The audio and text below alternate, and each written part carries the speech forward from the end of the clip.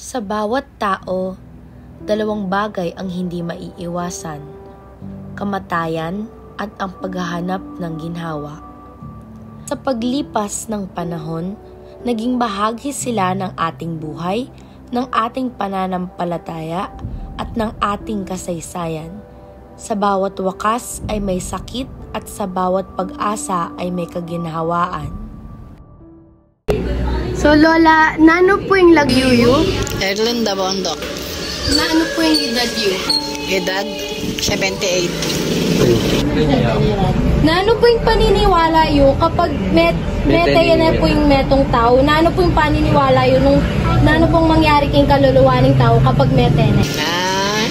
Ayak panulang ko, metengin tao. Asyun na keng kaya, asyun na babo keng kanina maligayo.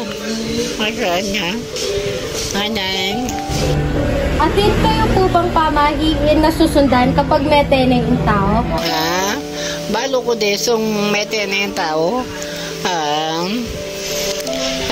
At ang balik sabihin, hala na kasi atita na babo. At ang sing meteneng tao, hala na kang balo. Ay, ang kakataong kaladuasyon babo. Karinya mabye. Mga niya may panmadaw. Naano yan po yung apayuyo karang kabataan tungkol keng paggalang kareng mga mate? Kareng mga mate? Isang paggalang?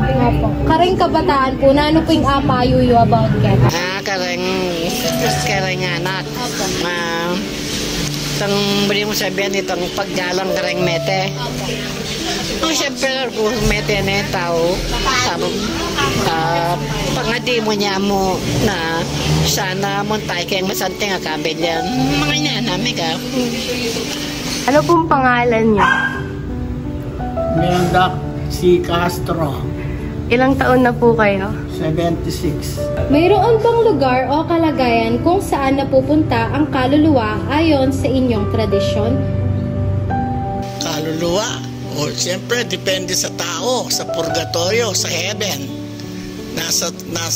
Depende sa tao kung ano siya. Halimbawa, yung magandang ano ba yan, yung ugali niya, malapit sa Diyos. O, ganun, hindi ba? Kung sa purgatorio, kaya sa heaven, yan lang ang pinupuntahan ng kaluluwa ng mga tao. Oh. Paano po ninyo ginugunita ang mga namayapa? Mayroon ba kayong ritual o kaugali ang ginagawa? Mayroon, pinagdadasal ko sila palagi. Siyempre, lalo na pagka birthday nila o kaya pagka death anniversary nila, doon naalala mo sila talaga, hindi mo sila makakalimutan. Yun ang ano ko, yun ang gawain ko. Ano po ang maipapayo ninyo sa mga kabataan tungkol sa paggalang sa mga yumao at sa pagpapahalaga sa buhay? Yun na nga, wag sila dapat lagi nilang pinagdadasal, yung mga kaluluwa, lalo na yung mga biglang pagkamatay, hindi nakahada. Dapat ipagdasal ninyo sila. Yun nga, palagi nyo rin naaalalahan ninyo, lalo na yung mga magulang ninyo, lola, lolo. Yun, yun ang mapapayo sa inyo. Ano pong pangalan nyo? Revigar Manlota. Ilang taon na po kayo? 70. Ano naman ang mga bagay o gawain na nakakasira o nagpapahina ng ginhawa? Masama ang gawain. May mga pamahiin po ba kayong sinusunod kapag may yumao? May ginagawa po ba kayong pamahiin pag pumipatay? Oo. Tulad po ng ano? Tulad ng maghahanda. Di ba? Ano po ang maipapayo ninyo sa kabataan tungkol sa paggalang sa mga yumao? Siyempre, gagaling yung mga patay. Ano pong pangalan nyo? Ernesto Garcia, Ernie Garcia, Ilang taon na po kayo? 80. Oh. Paano ninyo malalaman kung ang isang tao ay may ginhawa o walang ginhawa? Ay, nasa katayuan niya. Alam mo naman kung anong ginawa at saka hindi ginawa, di ba? Kaya kasuotan, saka yung pagbibis na kung mayaman ka, siyempre magarbo ang suot mo. Ngayon, kung mahirap ka, puro punit. Ano-ano ang mga bagay o gawain na nakakapagpalakas ng ginhawa? Aba, nasa tao yun. Kung magaan trabaho, magaan ano mo. Kung mabigat, mabigat. Ano naman ang mga bagay o gawain na nakakasira o nagpapahina ng ginhawa? Sa katayuan ng tao, kung mahina ka na, hindi ka na maginawa. Ngayon, kung malakas ka, maginawa ang trabaho mo. Paano ninyo pinapanatili ang balanse ng katawan, isipan at kaluluwa upang mapanatiling may ginhawa? Exercise, tsaka masarap pagkain para lumakas ka, di ba? Ano pong pangalan niyo? Teresita Puri, Ilang taon na po kayo? 73 years old. Para sa inyo, ano po ang ibig sabihin ng ginhawa?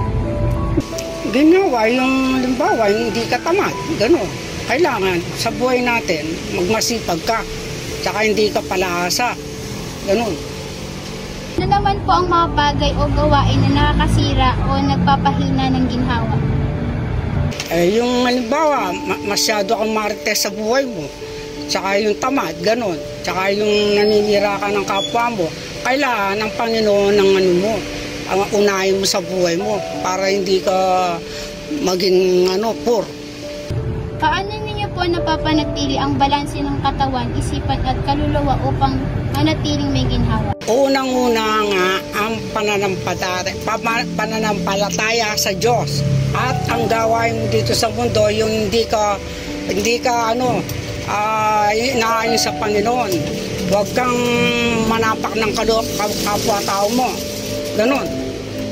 Kung mayroon kang blessing, kahit na magbigay ka rin.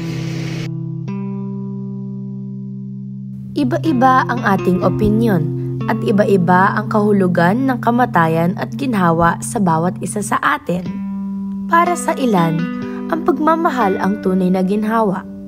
Para kay Lola Ernest, ito'y maaaring ang yaman. Para kay Lola Teresita, ang ginhawa ay galing sa pagiging magalang at marunong rumespeto. At para kay Lola Meng, ang kamatayan ay isang paglalakbay ng kaluluwa. Maaari itong umakyat kaagad sa itaas o kaya na may dumaan muna sa hatol ayon sa ginawa ng tao sa kanyang buhay. Sa lahat ng sagot, makikita natin ang iisang katotohanan. Walang iisang anyo ang kamatayan at ginhawa, sapagkat ang kahulugan nito ay hinuhubog ng ating pananampalataya, karanasan at panahon. At sa huli, ito ang paalala ng ating kasaysayan na sa bawat kamatayan may iniwang aral at alaala. Sa bawat ginhawa, naroon ang sakripisyong nauna.